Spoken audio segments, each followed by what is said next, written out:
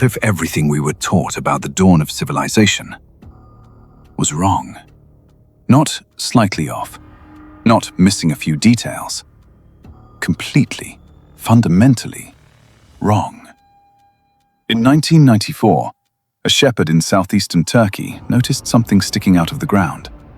He called the authorities, and what they found under that hilltop, it shattered one of archaeology's most basic assumptions.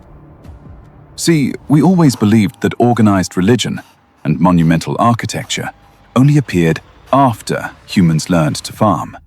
You know, agriculture first, then civilization. This site is 12,000 years old. That's 6,000 years older than Stonehenge, 7,000 years older than the pyramids. And it was built by people who, according to everything we thought we knew, shouldn't have been able to build it. This is Göbekli Tepe, and it changes everything. So here's how this started. For decades, this hill in the Şanlıurfa region of Turkey was basically ignored. Archaeologists surveyed it back in the 1960s and said, nothing here. Probably just a medieval cemetery. Move on. Then a German archaeologist named Klaus Schmidt showed up, and he looked at the same hill everyone else had dismissed, and he said, "Something is buried here." He was right. Just a few feet underground, his team uncovered massive T-shaped pillars, some of them over 5 meters tall, weighing up to 20 tons, covered in detailed animal carvings, arranged in perfect circles, built with a precision that, honestly, has no business existing 12,000 years ago.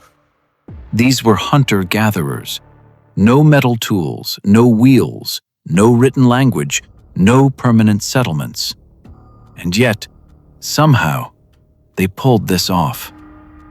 But here's the detail that really gets me. Whoever built this eventually buried it, on purpose. They filled the whole thing with rubble and just walked away, which is actually the reason it survived this long in such good condition. We still don't know why they did that. Okay, so why does this actually matter? Like, it's old, cool, but why should you care? Here's the thing. Göbekli Tepe doesn't just add a chapter to the history books. It rips out about 50 pages and rewrites them. The old theory, the one we all learned in school, went like this. Humans learned to farm, settled down, built villages, developed surplus food and social structure, and then eventually created religion and big, impressive monuments. Agriculture first, civilization second. That was the sequence. That was the rule. Göbekli Tepe is older than agriculture by at least 1,000 years. So the people who built this weren't farmers. They weren't settled. They had no civilization in any way we'd recognize.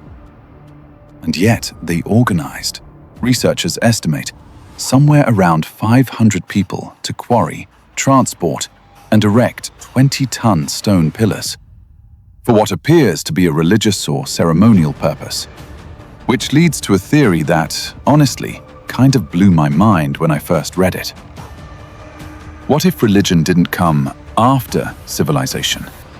What if religion created civilization?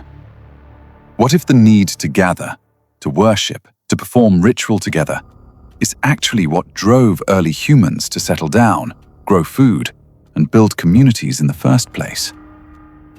If that's true, Göbekli Tepe isn't just the world's oldest temple. It might be the actual birthplace of human society. But, and this is the part I love, for every answer Göbekli Tepe gives us, it raises about 10 more questions. Who built it? We genuinely don't know. No graves, no written records, no DNA evidence that conclusively links the builders to any known population. What do the carvings mean? The pillars are covered in detailed reliefs. Foxes, vultures, scorpions, weird abstract symbols. Some researchers think they're depicting a catastrophic event in the sky. Others think it's some kind of ancient calendar. Nobody actually agrees. And then there's the question I keep coming back to. Why did they bury it? Filling a structure this massive with rubble wasn't an accident. It wasn't erosion. It was a deliberate decision, a ritual act. Someone, or a whole community, decided to seal this place forever and walk away. But why? What were they saying goodbye to?